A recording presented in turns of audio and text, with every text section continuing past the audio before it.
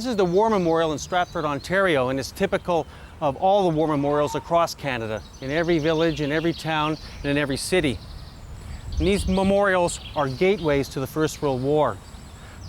Unfortunately, most Canadians have forgotten the First World War, and they don't realize that it was the greatest and most traumatic episode in our history. 400,000 Canadians went overseas between 1914 and 18, and 60,000 died for King and Empire.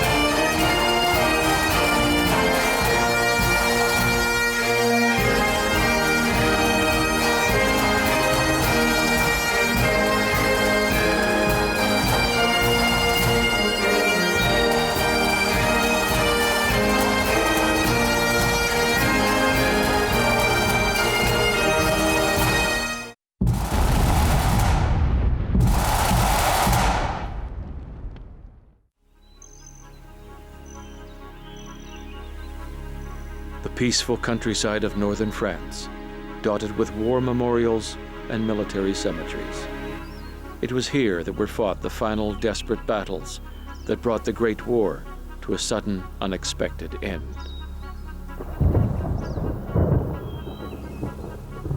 March 1918.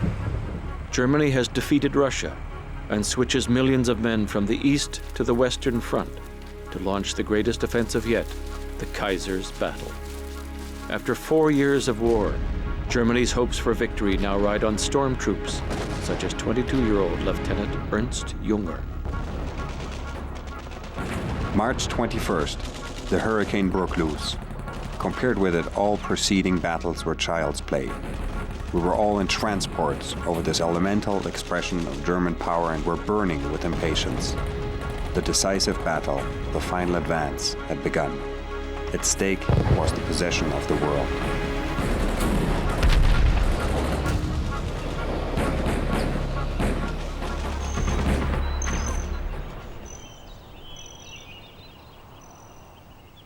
We're on the Douai Plain, and it was here in 1918 that the Canadians prepared the defenses to stop the great German offensive they all knew was coming. It was also near here in January 1918 that my grandfather's war came to an end. While playing cards with a number of his friends in a tent, a shrapnel shell burst overhead, and a shrapnel ball entered his cheek and came out the bottom of his neck here. For him, it involved being evacuated out and having his jaw wired for 1 year, and his war was over. The rest of the Canadian Corps were now in lines very close to the Germans, out by Lens and through all these small villages and out on the plain. They were digging trenches at a phenomenal rate, putting up barbed wire, building machine gun redoubts, because everyone knew the Germans were coming.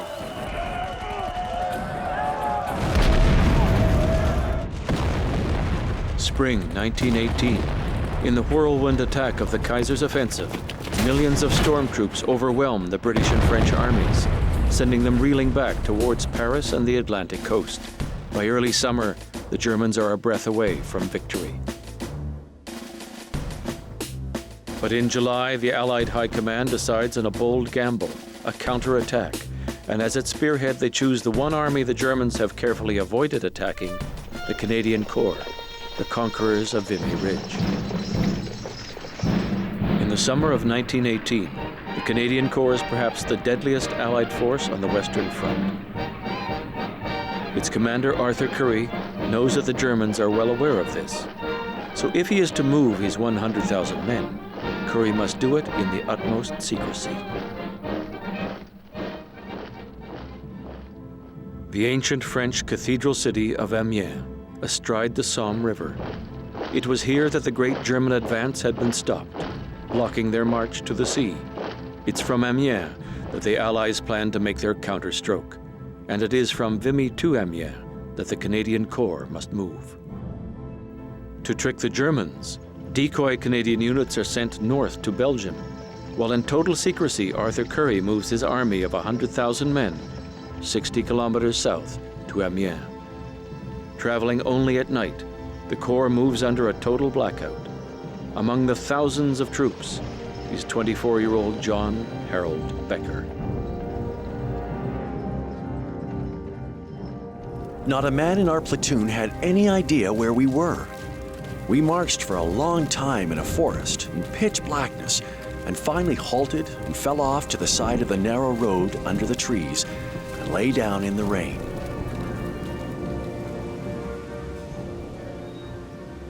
This is Gentel's Wood, and it was a wood behind the front lines for the Battle of Amiens. The Battle of Amiens was the big breaking point in the war. It was the first time the Germans were beaten, and it would be the last time that the flow of the war would change. The big idea for Amiens was that in the March offensives, the Germans had pushed everyone back so far, but had outrun their abilities to really defend the positions that they had won. So they had a whole series of large salients that were weakly defended, with just some barbed wire, machine guns, and trenches. It was really ripe for the picking in August 1918. The problem for the Canadians was that they were moving into this front in total secrecy. And how do you hide 100,000 men moving south? In Gentel's Wood was one area where they hid the Canadian troops before the attack. And in this wood would be thousands of Canadian troops hiding from German observation and waiting to move up to the front to launch the attack. It was the first time I had seen real enthusiasm on the eve of an attack.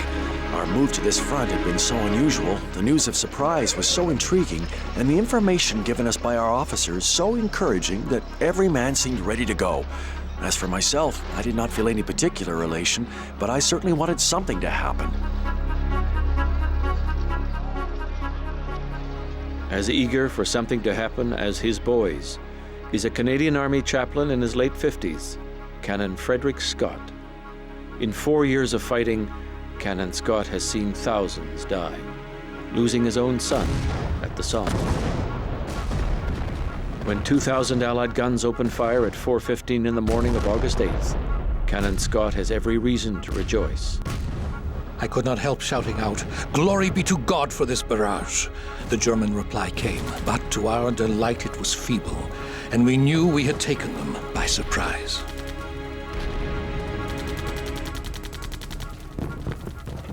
Sweeping forward with the Australians on their left and the French on their right, Canadian infantry quickly move out into open country, into a new, fast-moving kind of warfare, with tanks, aircraft, field artillery, all racing forward together in an attack designed to drive the Germans away from Amiens.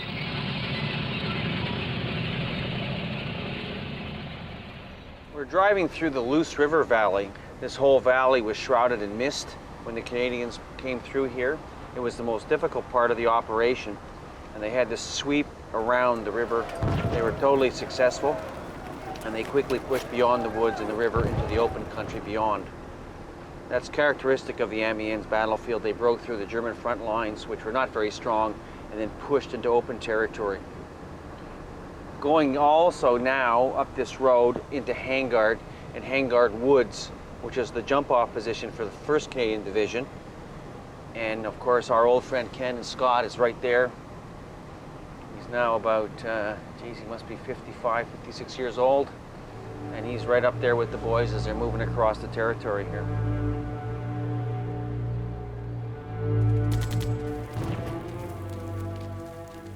In the fields in different directions, I could see rifles stuck, bayonet downwards, in the ground, which showed that there lay wounded men.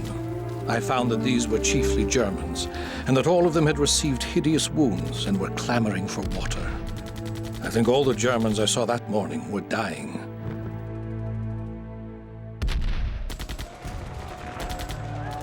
The first wave of Canadian infantry moves so fast, it quickly pushes beyond the range of its heavy guns and runs into a wall of bullets from German machine gunners. Lieutenant James Pedley was so eager to get to the fighting, he'd hitched a ride from Paris, but soon regrets his haste. Crack! Moreau is hit. He falls back, then stiffens in a final convulsion and collapses. A tap on my shoulder. Looking around, I see an officer of the 2nd Brigade. He is fresh, eager. Sections of unmuddied men are climbing the hill behind him. "May I go through you, sir?" he says, a phrase from the golf links happily transplanted. You bet your life he may go through.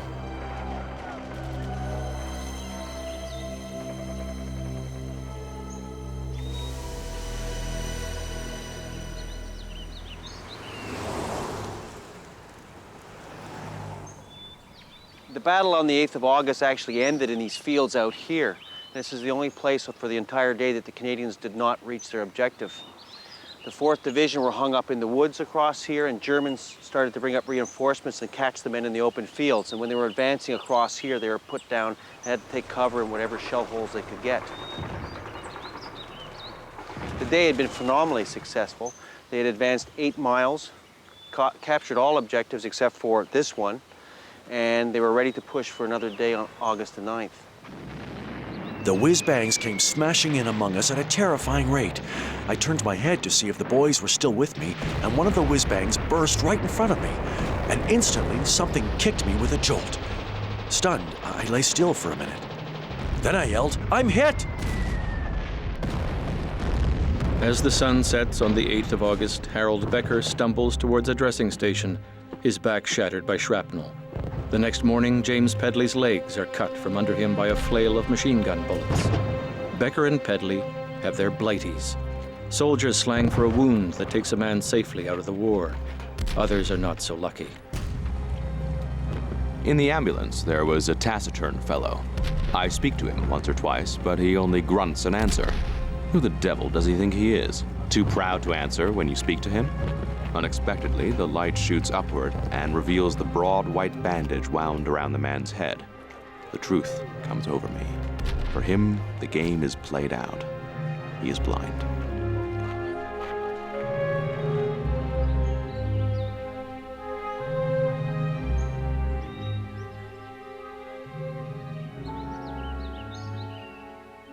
On the 9th, they put in new troops, and they launch another big offensive against the Germans. They come through this position, they capture Luc-Quenel village, and they push on for another 4 miles.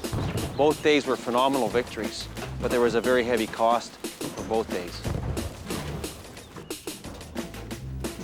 Against ferocious German resistance, the Canadians claw their way forward for 10 more days, capturing 10,000 German prisoners and 200 guns. As planned, surprise has been total.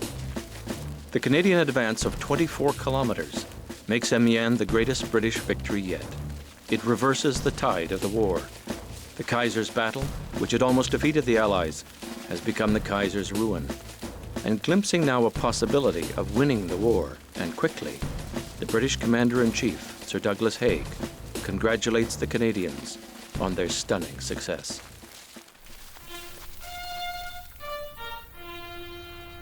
Movements now were very rapid. This was real war, and we were advancing daily. We heard of the victories of the French and Americans to the south. It was glorious to think that after the bitter experience of the previous march, the tables had been turned, and we had got the initiative once more. The Allies have the initiative, but the cost of the 11-day battle has been heavy. 12,000 Canadians missing, wounded, and dead, and after Amiens, the war still has 90 days to go. Whatever the battle has cost the Allies, for the Germans it is a military catastrophe, shattering their hope of conquering Europe. To stave off defeat, the German army retreats, regrouping near the Hindenburg Line, an interlocking wall of pillboxes, machine gun nests, artillery emplacements, and kilometer-wide fields of barbed wire, the most formidable defensive system in Europe.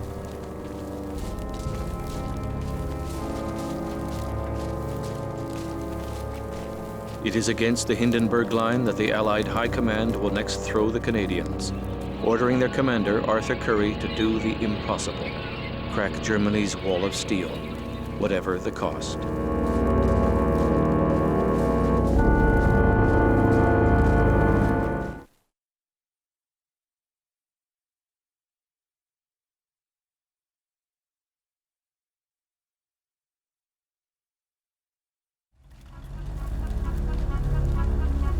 With the victory at Amiens, the Allies had stopped the Germans cold.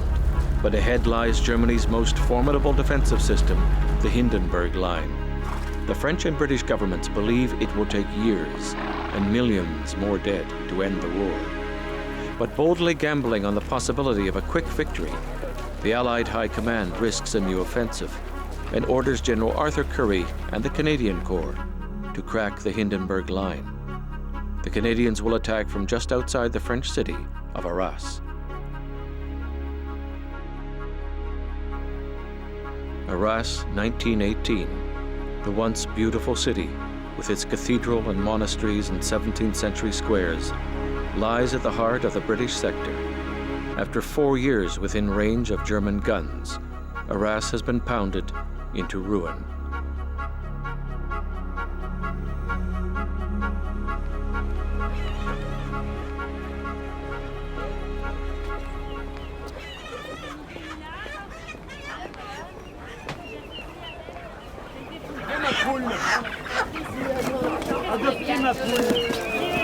Merci. Thank you very much. Merci beaucoup. It's market day in Arras, and this was the main city that was behind the Canadian lines throughout 1918. With the German shelling, life was very intense here, so a lot of the men would go underground, and they lived in the caves underneath Arras and in the basements or the caves in the areas around the Grand Place and the Petit Place.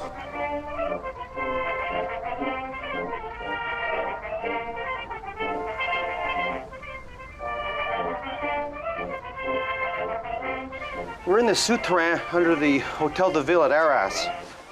It's a series of chambers that were built about the 16th century and were used by First World War troops to be safe from the Germans throughout the war. It held over 10,000 troops. It had a whole lighting system and water system. It was almost a home away from home.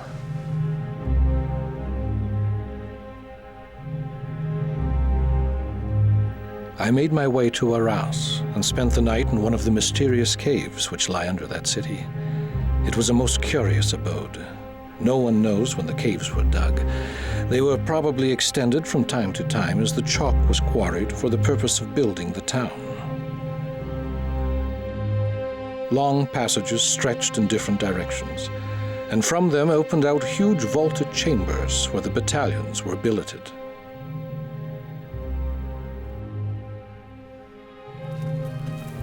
General Currie doesn't let the Canadians rest in the city, but orders them right into action.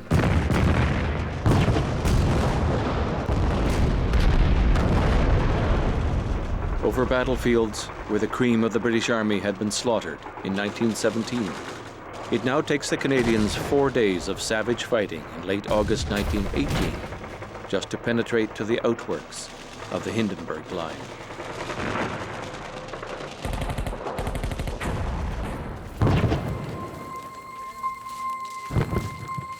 Men were carrying out wounded on stretchers.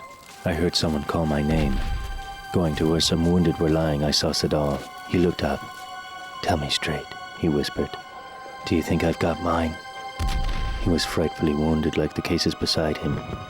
"I think you have," I said. "Is there anything I can do?" Sadal begged me to sit beside him till he went to sleep. It was a strange experience to sit there without talking and wait till he was gone. The men on the other 2 stretchers were both dead, and shortly, Sadal was too. Will Bird, 42nd Battalion.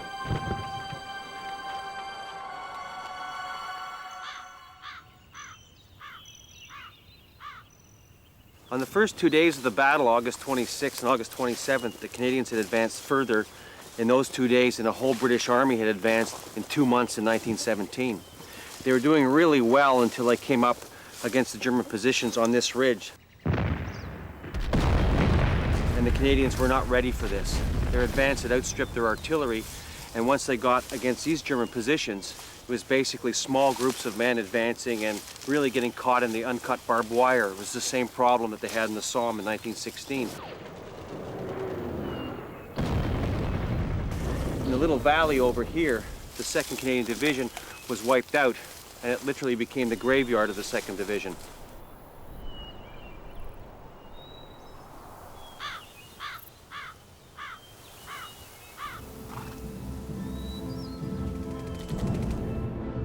Undaunted by such losses, the Canadians regroup for the attack. Their target is now a section of the Hindenburg Line called the Drocourt-Quéant, or DQ Line, a kilometer-thick barrier of dugouts, fortifications, trenches, and fields of barbed wire. Currie concentrates his men and guns at one slender point. His daring plan: punch a narrow hole through the German line and have his troops fan out behind the Germans once they have broken through. The attack begins. Scrambling right after the first wave of the Canadian assault is a fragile-looking signaller, Victor Wheeler. When Victor joined up, the doctors told him he wouldn't last 3 months.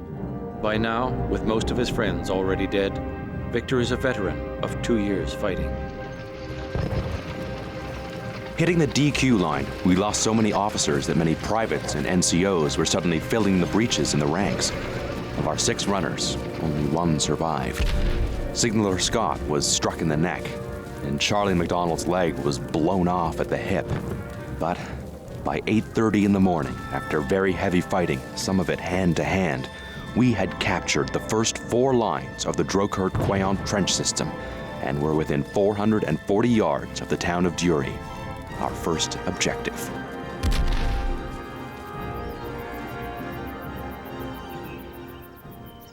This is a piece of the Drocourt-Quéant line. It's a spike from the First World War that somehow has surfaced through the mud after years and years of plowing in this field.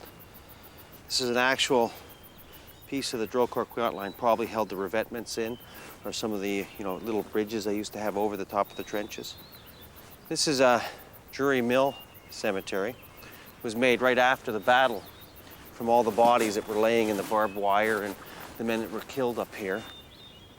As you can see by this cemetery and the fighting at the Drocourt-Quéant line, the Germans had by no way given up, and they were fighting a very hard battle, and they still had Cambrai to go. They had one more major battle. In fact, in the 60 days in August and September 1918, 1 in 5 of all the Canadians killed in the war were killed.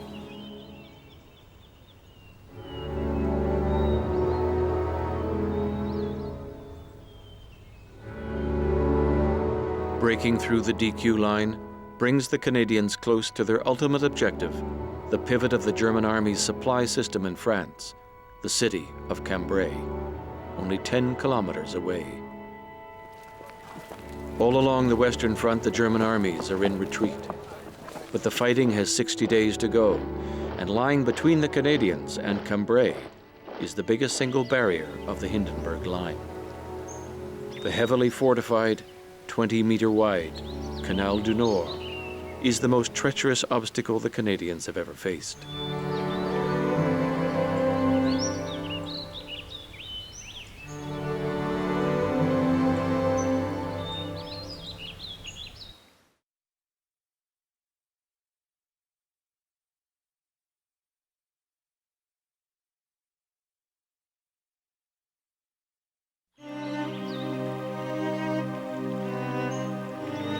The Canal du Nord, a wide, peaceful waterway in the fertile agricultural plain of northern France, easily crossed now in a matter of seconds. But in late September 1918, it is the most dangerous obstacle on the Western Front. And it is this obstacle that the Canadians are poised to attack.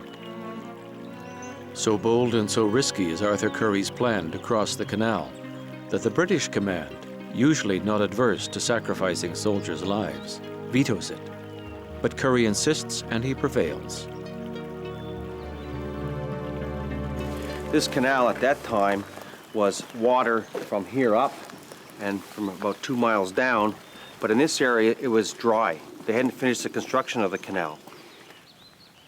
This attack that the Canadians were going to do was probably the hardest that they threw at anybody during the whole war, at least the most complex, because they decided that the whole attack was going to be funneled through this dry part of the canal bed. And then everybody, which is about 60,000 troops, would have to fan out to attack other positions. As we waited to cross the Canal du Nord, probably never in the war had we experienced a moment of deeper anxiety. The men would have to climb down one side of the canal, rush across it, and climb up the other. It seemed inevitable that the slaughter would be frightful. They did the same thing as they did at Amiens. They had all their men hiding in the woods, and this was a deadly operation because if the Germans found them, gas shells and high explosive would have caused thousands of casualties. But anyway, Currie, who was the commander at that time, decided this is the attack he was going to make, and with a thundering barrage,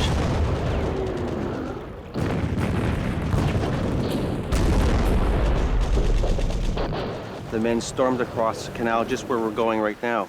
All across here, about 4,000 Canadian troops led the attack and pushed into these fields.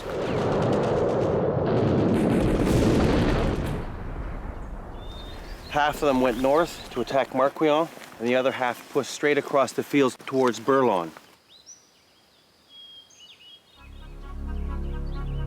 Currie's boldness pays off. The Canadians rush the canal, punch through German defenses, and fan out north and south, heading for the final objective, Cambrai.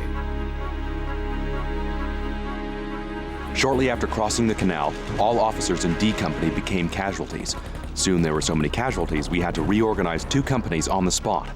Badly battered as we were, we continued to drive forward into the hurricane while SOS messages went out for replacement officers. Corporal Victor Wheeler.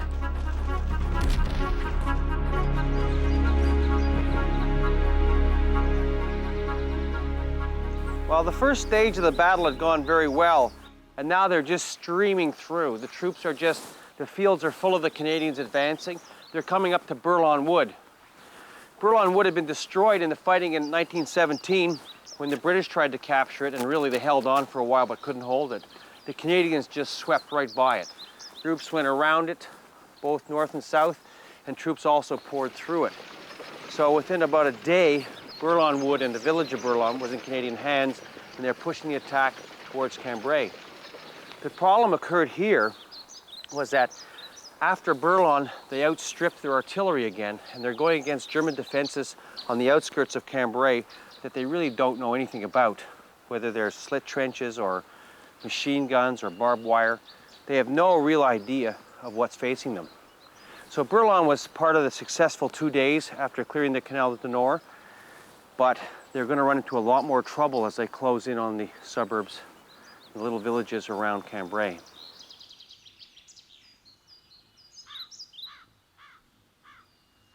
The Canadian Corps on 27 September 1918 forced the Canal du Nord and captured this hill. They took Cambrai, Denain, Valenciennes, and Mons. Canon Scott is with the troops, as in a dozen days of non-stop and exceptionally bitter fighting, they slowly drive the Germans back across the fields, pausing only at night.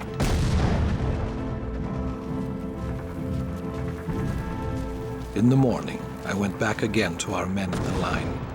The country was undulating, and German machine gun emplacements were in all directions, and our men suffered very severely.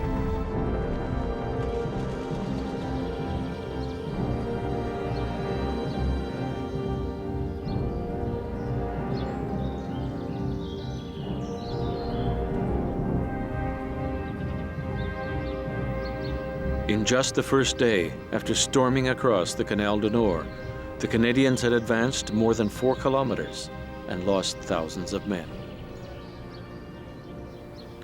Private G. Elport, Royal Canadian Regiment, 28 September 1918, age 22. He did his best.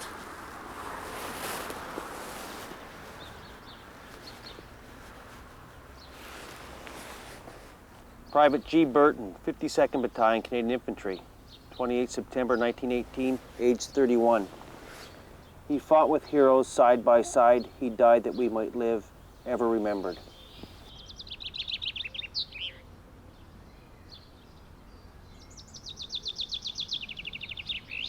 The fighting on September the 27th had broken the Canal du Nord line and the German Marquion line, and the Canadians had stormed through Bourlon Wood over here, and they were crossing these fields going towards Cambrai. On the 28th, new troops came up to relieve the tired ones, and they continued their attack against the German position called the Marcoing line. The Marcoing line was a trench system, not too elaborate, lots of barbed wire that ran from these villages across this little valley here and into these small villages that are really suburbs of Cambrai. From here, the Canadians could actually see Cambrai, And if you can imagine, on the 28th of September, from this church over here, all the way across to the factory buildings on the Douai Road, the Canadians were assaulting on the German positions. The problem was the Germans were inside these little villages here, and they had fortified all the villages, and they put up barbed wire, and basically the Canadians didn't know where they were. They didn't have the proper maps or reconnaissance to help them with the attack. They had outstripped a lot of their artillery, and now it was getting very difficult for them to break through to Cambrai. And in fact, this is where Canon Scott's war ends, where he's watching the spires of Cambrai like we are now, and he's actually wounded. And that's the end of him for the war. Suddenly, there was a tremendous crash in front of us. A lot of earth was blown into our faces, and we both fell down. I'd been wounded in both legs, and from one I saw blood streaming down from my buddies. The chaplain of the 10th Battalion, who happened to be standing in the sunken road, got some men together quickly and came out to our help. I was carried off immediately to an ambulance in the road and placed in it with 4 others, one of whom was dying. Our journey lay through the area over which we had just made the great advance. Through the open door at the end of the ambulance as we sped onward, I could see the brown, colorless stretch of country fade in the twilight and then vanish into complete darkness. And I knew that the great adventure of my life, among the most glorious men that the world had ever produced, had come to an end.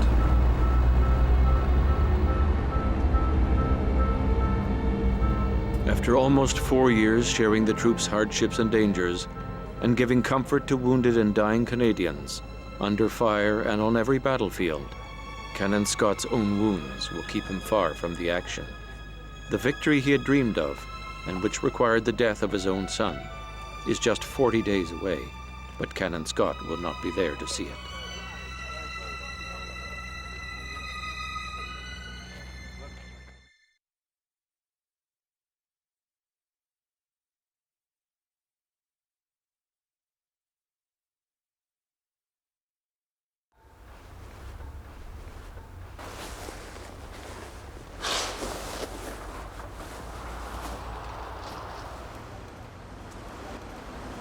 We're in the Hotel de Ville of Cambrai, overlooking the Grand Place, where the Canadians marched on October the 9th, 1918. Some of the most famous photographs from the period are the Canadian troops coming in here, the 3rd Division men who had crossed the canals and found themselves into the square here. They walked around here, and of course the whole thing is on fire. So the city itself hadn't been damaged so much from the war, but the Germans, who were seeking retribution and to destroy everything they possibly could, had just torched the place.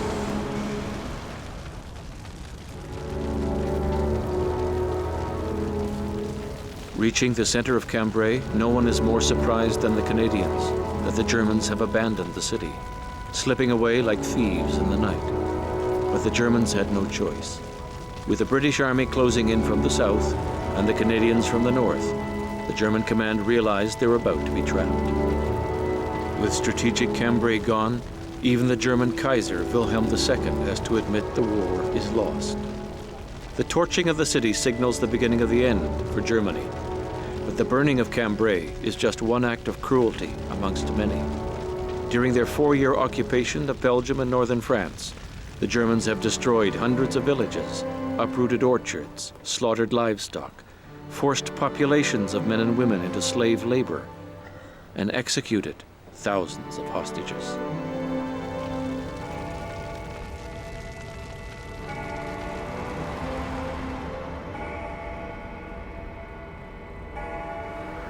After Cambrai, you're talking about the 9th, the 10th, 11th of October, there was no timeout. The idea was to stay on the heels of the Germans, don't let them build any more defensive works. Because if you give them time, they'll build another line and you'll lose another 10,000 men trying to get through it. So the idea was to keep the pressure up. So after Cambrai, and for the next month and a half, they just kept pushing them. In spite of the loss of Cambrai, the Germans fight a series of bloody rearguard actions, inflicting heavy losses. Battling ahead without rest, the Canadians thrust into occupied territory for the first time. Emile Seger, a professional cartoonist, now a fighting soldier, is in the midst of the Canadian advance.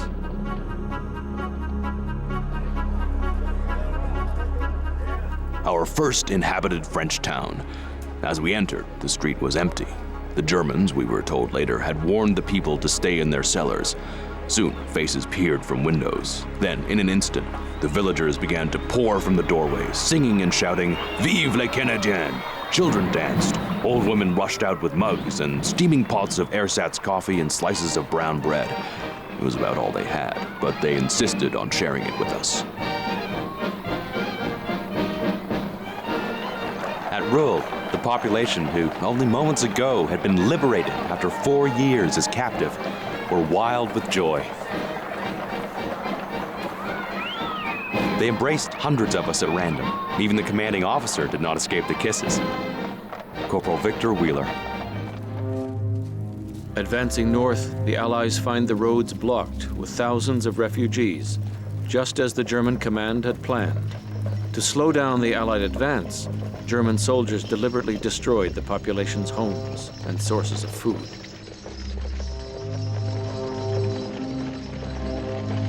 As the Canadians push further into occupied territory, they discover there is an ironic and dark side to their role as liberators. As thousands of German soldiers are captured or surrender, the Canadians are caught in an unenviable situation. Having fought for 4 years to protect the French and the Belgians from the Germans, Canadian soldiers like Will Byrd now find it is the Germans who need protection. We saw a man running at top speed. He was bareheaded and without a tunic, but his gray trousers and boots told us he was a German officer. We watched. Women came running from the village, and men. Some of the women were carrying pitchforks. The German slowed, seemed to stagger, glanced around wildly, started off again, and suddenly was surrounded. We could see clubs being used, and pitchforks.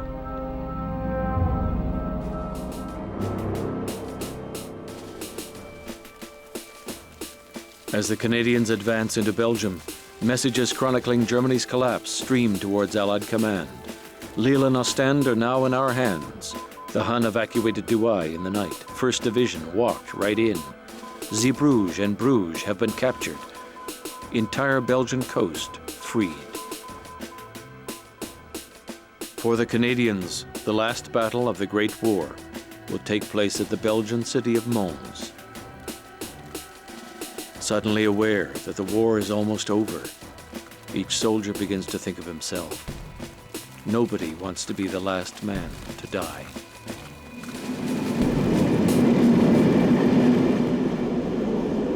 On the 10th of November, the 42nd Battalion, the Black Watch of Canada, including Will Byrd, arrived near Mons. They took over the positions just beside the city.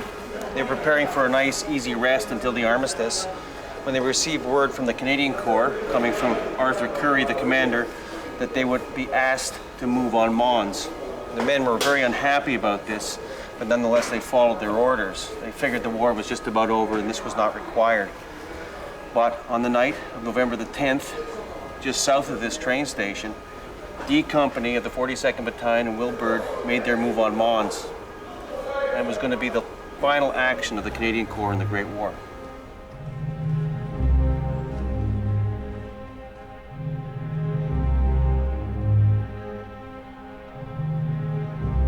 In Mons in 1914, the British suffered their first defeat of the Great War, when the Germans drove British troops from the city.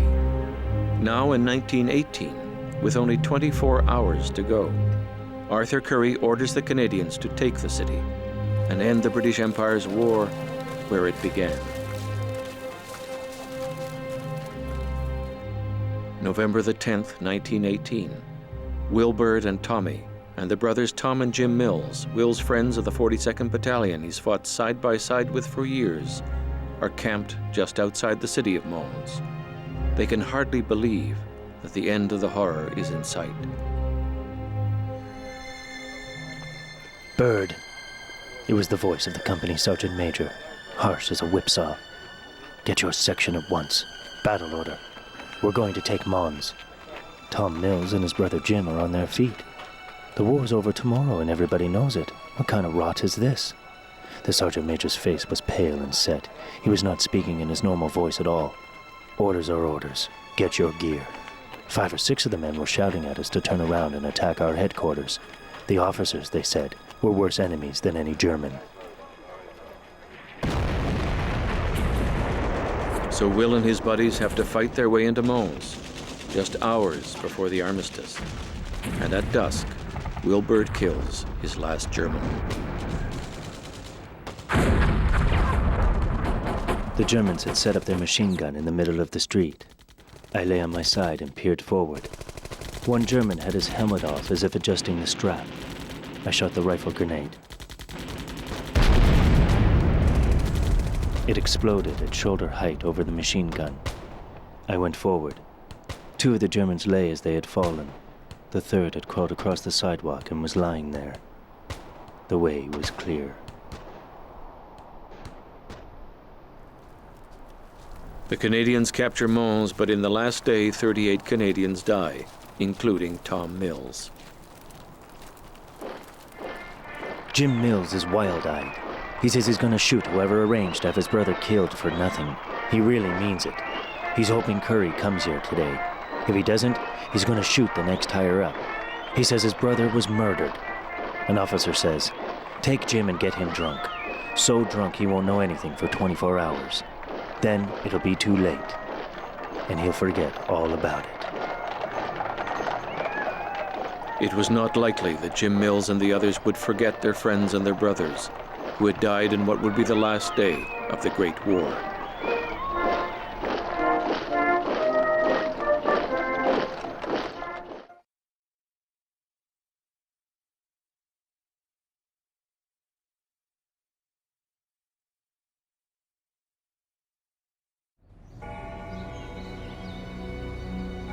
Mons, 11th of November, 1918, dawn. Hostilities will cease at 1100 hours, November 11th. Troops will stand fast on the line reached that hour, which will be reported to brigade headquarters. Defensive precautions will be maintained. There will be no intercourse of any description with the enemy. We're in the Hotel de Ville in the Grand Place of Mons. By the early morning of November the 11th, Canadian troops had infiltrated most of the city and were filtering through to the Grand Place here. The Germans had gone, and already civilians were coming out of their houses in a very celebratory mood, cheering on the troops, and the Canadians were starting to fill the square.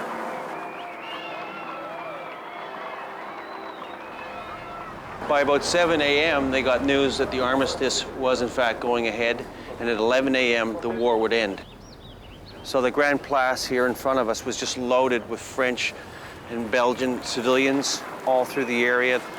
And the Canadian troops, many of them kilted, like Will Bird's boys, and the RCRs and the Princess Patricias were all coming into the place here. In a sign of honor, the Belgian civilians had brought all the dead Canadians killed in the last part of the battle and laid them out here and covered them with flowers and wreaths.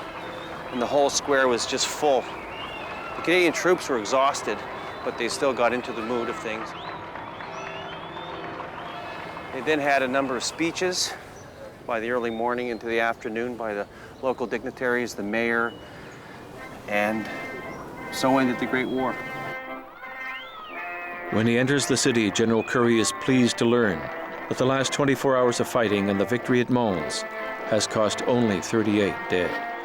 The Belgians organize a tribute for the Canadians who died liberating Mons. Gentlemen of the Canadian Corps, we bow, filled with respect and deep feeling before the tomb of your comrades. In so doing, we enshrine in our hearts the remembrance of what they were and what they have done for us. From afar, brothers, we knew not came to us to strive beside us, and with how much suffering, with how much effort, with how much sorrow have they paid for it. Noble Canada has shed rivers of blood. Belgium is free, and civilization is saved.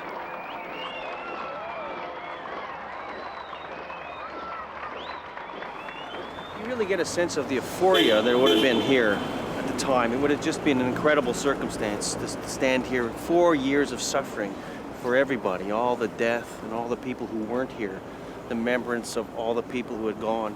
And that's really what I feel strong about when I'm here, is the sense of history and the finality of the First World War.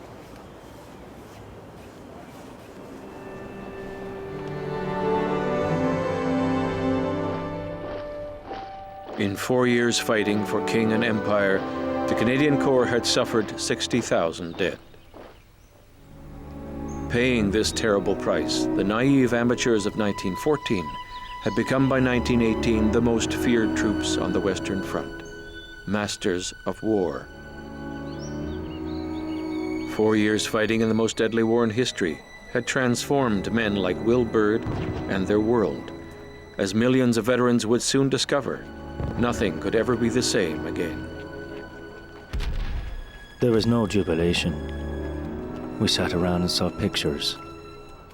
Mud holes, faces, barbed wire, stand-to parapets, still forms under blankets, boots, worn and muddied boots protruding from ambulances, pitiful khaki forms huddled on the duck boards.